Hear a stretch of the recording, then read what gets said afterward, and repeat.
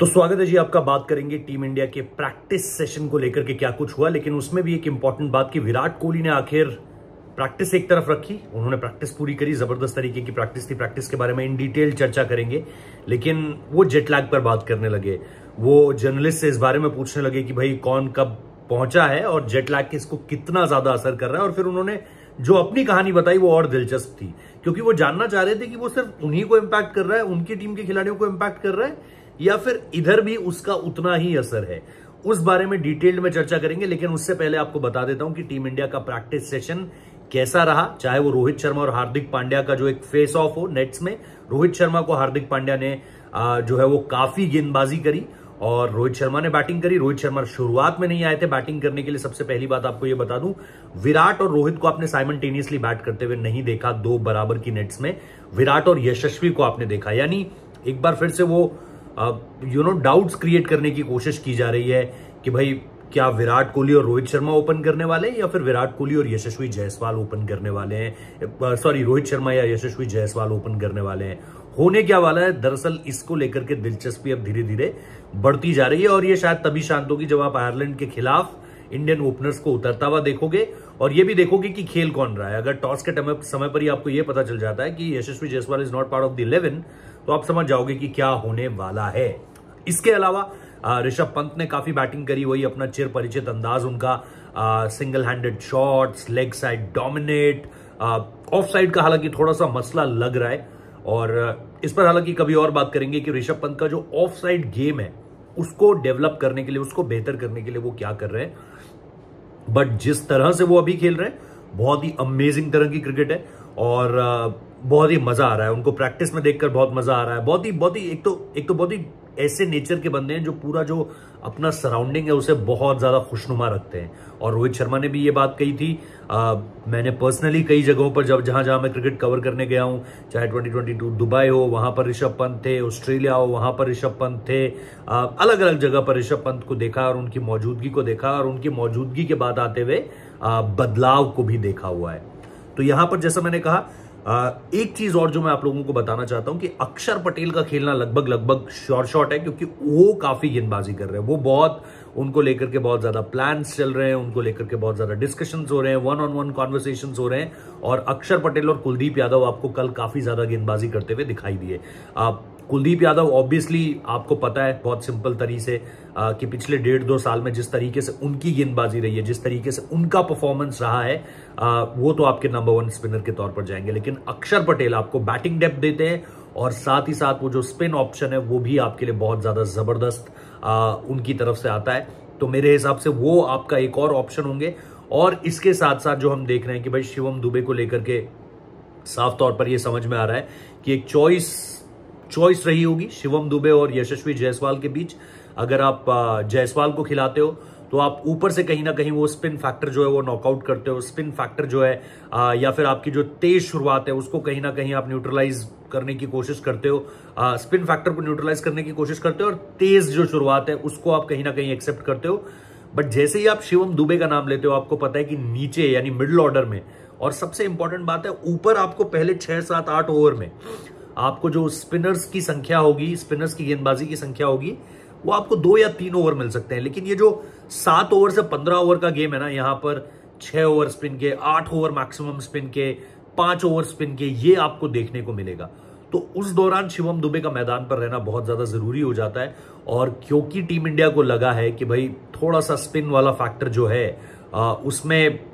कहीं ना कहीं अगर आप देखोगे तो शिवम दुबे के पास वो एडेड एडवांटेज है। शिवम दुबे जिस तरीके से लेफ्ट आर्म स्पिनर्स खास तौर पर अगर आप लेकर आते हो, क्योंकि राइट हैंडर्स का अगर आप एक बड़ी फौज खड़ी कर देते हो तो फिर आपके लिए दिक्कत हो जाती है। और 2022 वर्ल्ड कप में हमने ये देखा था कि कई बार इन्हें अक्षर पटेल को ऊपर भेजना पड़ा था। जैसे पाकिस्तान वाला गेम आपने अक्षर पटेल को ऊपर भेजा था क्योंकि आपके पास राइट हैंडर्स की एक खेप थी। आप शुरुआत से देख लो, केएल राहुल, रोहित शर्मा, विराट कोहली, मतलब जो भी आ रहा था, सूर्य कुमार यादव, दीपक हुड्डा को भी कई जगह पर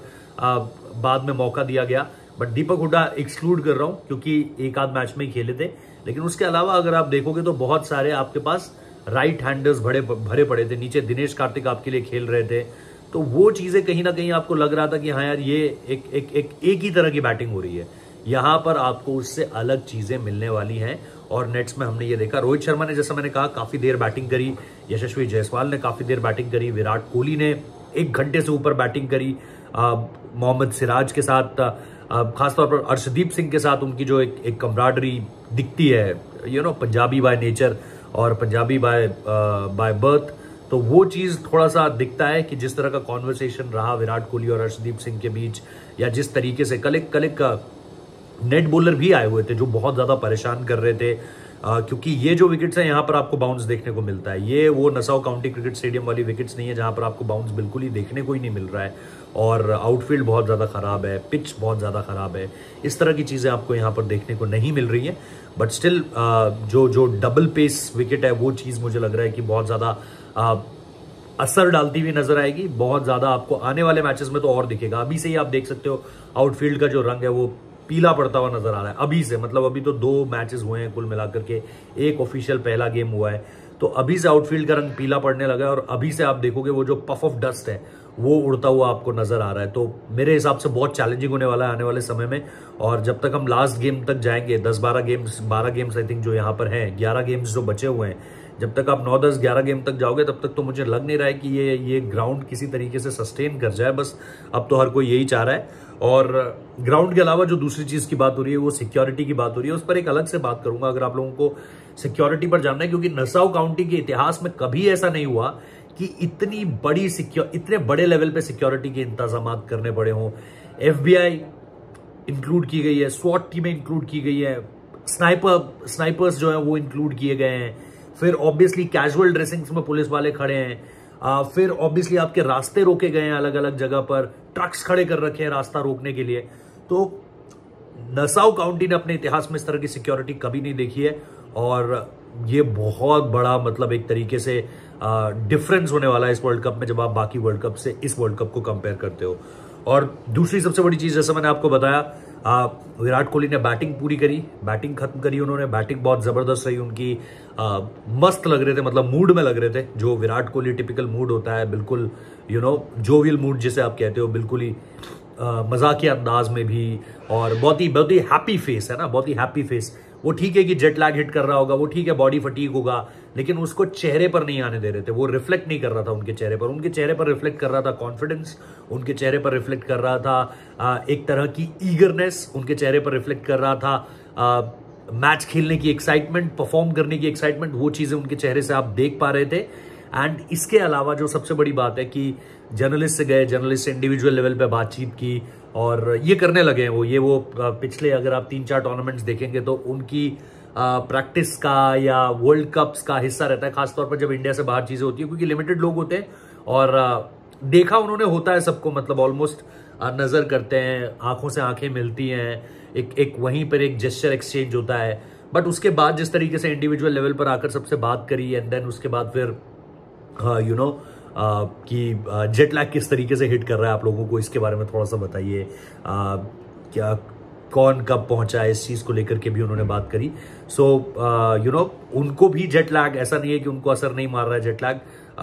और यहां तक कि उन्होंने ये भी कहा कि भाई प्रैक्टिस के बाद आते ही लोगों ने एक्सपेक्ट कर लिया था कि मैं एक तरीके से प्रैक्टिस पर आऊंगा, जो मेरे लिए भी ह्यूमनली पॉसिबल नहीं है। तो भले ही मैं बहुत फिट रहता हूं, भले ही मैं एक एक चीज का ध्यान रखता हूं, लेकिन ऑब्वियसली ये भी बॉडी का ध्यान रखने वाली ही चीज है कि आप बॉडी को ज्यादा जो है एग्जैजरेट ना करो, उसकी नीड्स का, उसकी रिक्वायरमेंट्स का छोटे छोटे समय पर पालन करते रहो। तो ये हुआ है प्रैक्टिस में। बाकी आप लोगों को अपडेट्स मिलती रहेंगी। आज रोहित शर्मा की प्रेस कॉन्फ्रेंस है, आज एक और प्रैक्टिस सेशन है, ऑप्शनल प्रैक्टिस सेशन होगा क्योंकि मैच डे -1 है, बट प्रेस कॉन्फ्रेंस पर सबकी नजरें रहने वाली है because it's Rohit Sharma. Thank you so much. Video को लाइक कर दीजिएगा, कॉमेंट जरूर करना कि आपको क्या लगता है, और इसके साथ साथ सब्सक्राइब करना मत भूलना, नोटिफिकेशन बेल बजाना मत भूलना। Thank you so much, take care.